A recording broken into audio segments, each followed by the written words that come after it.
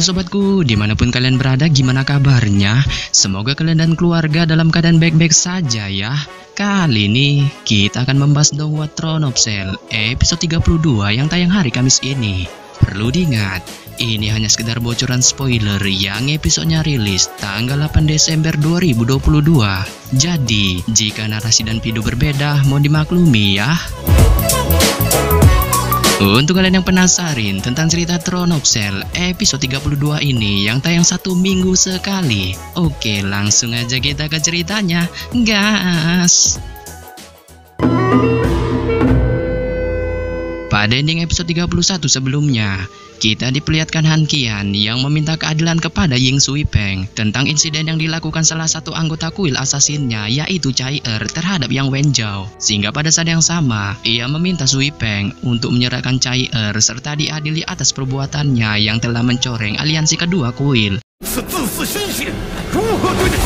Yang pada dasarnya permintaan Han Qian ini ditolak Sui Peng saat ia memberitahu Han Qian bahwa Chai merupakan titisan anak reinkarnasi yang mempunyai kekuatan spiritual di atas rata-rata manusia normal, yang kelahirannya ditunggu selama 3000 tahun lamanya, dengan digadang-gadang dapat menghentikan perang antara iblis dan manusia, serta mempunyai kans untuk menghabisi Kaisar Dewa Iblis. Sontak ini mengejutkan Han Qian saat ia tidak menyangka bahwa kuil asasin memiliki manusia berbakat dan unik seperti Chai. Tetapi pada saat yang sama, jika Chai memanglah wanita suci reinkarnasi, ia menanyakan kepada Sui Peng kenapa kuilnya tidak mengajarkan tata krama dengan baik serta kesopanan dalam menggunakan kekuatan, yang pada dasarnya hal ini membuatnya merasa sedikit ragu tentang tanggung jawab Chai yang dapat memimpin umat manusia untuk berjuang di masa depan. Sehingga pada saat yang sama, Sui Peng memberitahu Han Qian bahwa setiap orang memiliki impian dan takdirnya sendiri, yang mana demi mewujudkan Chai menjadi senjata mematikan secepat mungkin, kuil asasinnya telah melakukan ujian paling kejam, yaitu reinkarnasi 6 jalan sejak kelahirannya ke dunia, yang pada dasarnya ujian itu menyebabkannya kehilangan 6 indera di tubuhnya, termasuk kebutaan yang dideritanya saat ini, serta kehilangan emosi yang menyebabkannya tidak dapat menggerakkan hatinya. Tetapi sejak kemunculan Hao Chen yang ada di sisinya untuk melindunginya, itu perlahan memunculkan aura kehidupan serta benih-benih cinta di hatinya saat ia berambisi untuk menanduk siapa saja yang berani menyentuh Hao Chen, termasuk Yang Wenzhou saat ini. Sehingga pada saat yang sama, Han Qian yang mendengar info dari Sui Peng ini pun akhirnya tergerak hatinya serta berjanji tidak akan membocorkan informasi ini di depan publik saat ia segera memerintahkan semua pasukannya untuk pergi dari kuil asasin. Sementara itu, saat Chai memasuki sebuah kamar, salah satu pengawalnya melaporkan bahwa guru dan kakak Hao Chen juga ikut mencari keberadaan Hao Chen. Tetapi sampai saat ini, mereka belum menemukan jejaknya, yang pada dasarnya info ini pun membuat Chai secepat kilat pergi saat dia terus mencari keberadaan Hao Chen dengan diiringi musik Cina yang membawangkan.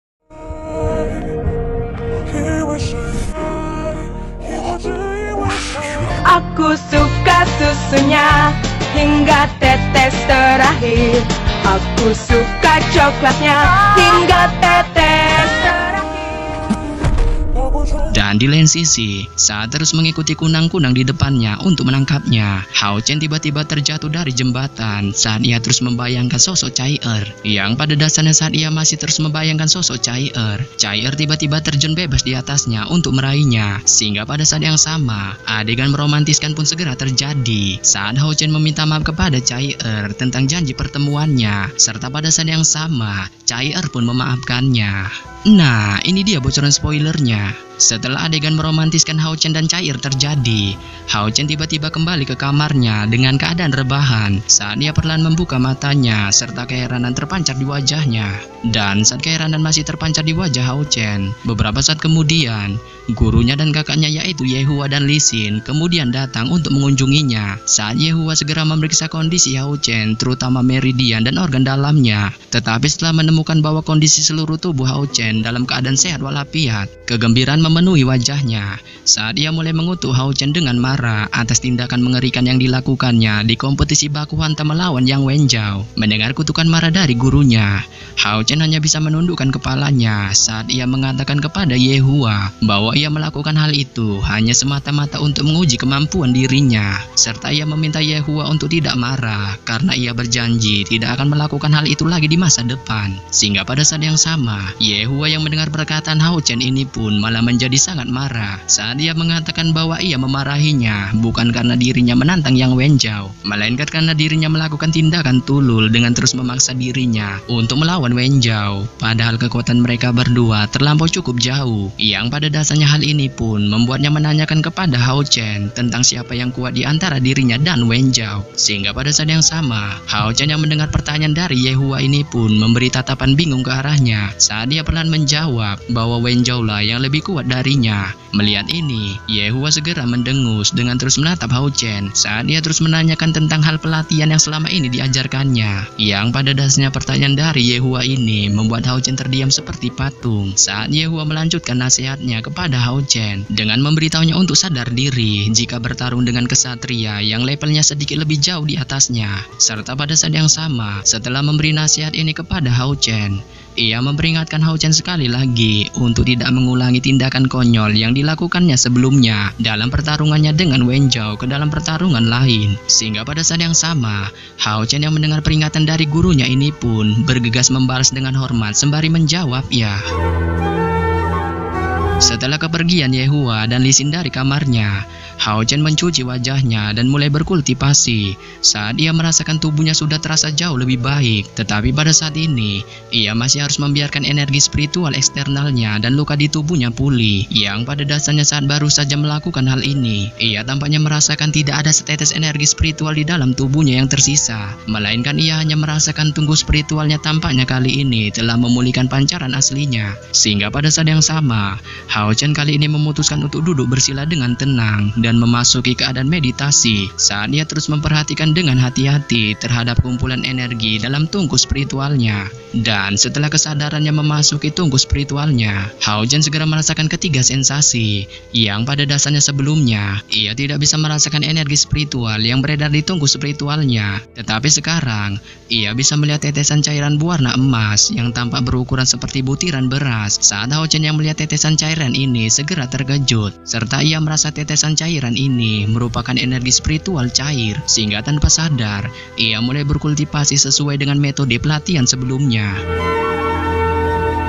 Tidak lama setelah Hao Chen mulai berkultivasi dengan metode pelatihan yang sebelumnya, esensi cahaya eksternal yang lembut mulai memasuki tubuh Hao Chen. Saat esensi cahaya ini tampak seolah-olah telah menemukan semacam sumber karena perlahan menuju ke tungku spiritual sebelum langsung bergabung dengannya. Sehingga pada saat yang sama, setelah esensi cahaya ini bergabung, reaksi tungku spiritual tetap tenang dan hanya memancarkan sinar terang. Saat Hao Chen segera memeriksanya sekali lagi dan menemukan bahwa esensi cahaya yang telah diserap dan diubah menjadi setetes cairan emas telah berubah menjadi bagian dari tungku spiritual.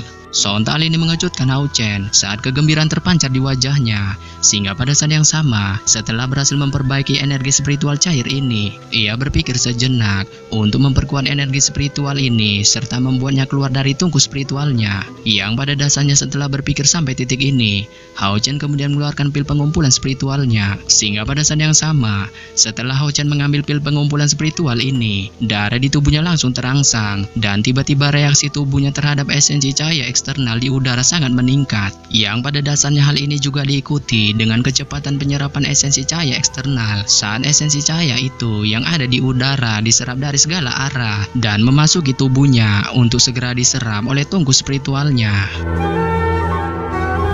Dalam sekejap, 3 hari telah dilalui Hao Chen selama proses pelatihannya, yang pada dasarnya selama 3 hari ini, selain tanpa makan dan minum serta rebahan, Hao Chen benar-benar tenggelam dalam kondisi pelatihannya. Sehingga pada saat ini, ia benar-benar menghabiskan stok pil pengumpulan spiritualnya, dan tungku spiritualnya saat ini hampir berada pada kondisi puncaknya, dengan bagian dalamnya dipenuhi dengan energi spiritual cair yang kental. Dan terlepas dari proses pelatihan yang membagongkan ini, sikap tenang yang biasanya ditunjukkan Hao Chen kali ini tampaknya pudar, yang pada dasarnya ketika ia mengetahui akan menerobos langkah kelima, ia tidak bisa membantu tetapi merasa gugup di hati. Sehingga pada saat yang sama, ketika kegugupan akan menerobos langkah kelima ini masih dirasakan Hao Chen, pelatihan yang dijalaninya ini pun masih terus berlangsung saat keadaan cair energi spiritualnya mulai menjadi semakin kaya tanpa akan tumpah memenuhi tungku spiritual, sebelum pada akhirnya tungku spiritual berhenti mengumpulkan lebih banyak energi spiritual cair, dan setetes cairan emas satu demi satu mulai mengalir turun dari tepi tungku spiritual. Pada saat ini, Hao Chen merasakan tubuhnya bergetar saat mulai memancarkan aura suci yang hebat, serta cincin cahaya kemasan naik di bagian atas kepalanya, bersatu untuk membentuk gumpalan esensi cahaya keemasan. Sehingga pada saat yang sama, sedikit tetesan energi spiritual cair perlahan muncul, tetapi walaupun sedikit, mereka menerangi semua meridian di tubuh Hao Chen, saat cahaya terangnya dengan cepat menyebar melalui meridiannya, serta dengan cepat menyebar ke setiap sudut tubuhnya.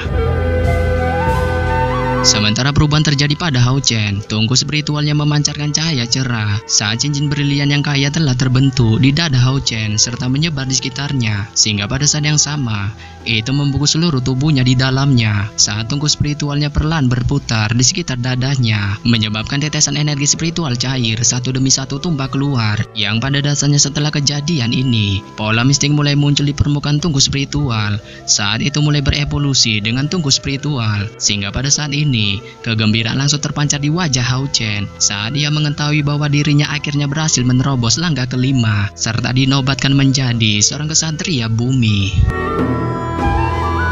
Di lain sisi, saat ini di Istana Aliansi, seleksi pemburu iblis akan berakhir dalam 3 hari saat 60 pejuang dari berbagai kuil saling menunjukkan bakat mereka untuk menjadi pasukan pemburu iblis, yang mana pada hari ini akan diadakan undian untuk tahap akhir kompetisi saat ke-60 pesaing akan dibagi menjadi 6 kelompok melalui undian, serta turnamen round robin akan berlangsung dalam 6 kelompok ini, sehingga dengan kata lain dalam setiap grup, setiap pesaing akan menjalani 9 pertandingan baku hantam saat mereka memperebutkan 2 tempat terbaik dari ke-6 kelompok, serta 4 orang dari 3 besar terbaik di 6 kelompok untuk melaju ke babak selanjutnya. Dan pada saat ini di Istana Aliansi Kuil, 12 anggota staf dari kuil memeriksa identitas masing-masing setiap pesaing yang datang untuk mengikuti seleksi, yang pada dasarnya saat mereka masih memeriksa para pesaing ini, pada saat ini di sudut lain, tawa keras seorang pemuda yang ternyata adalah Hao Chen tiba-tiba terdengar saat ia bersama dengan Li Xin menuju Istana Aliansi Kuil. Sehingga pada saat yang sama, saat di perjalanan menuju Istana Aliansi Kuil bersama Li Xin, ia mulai bergurau bahwa ia akan masuk ke tahap final dalam seleksi pemburu iblis.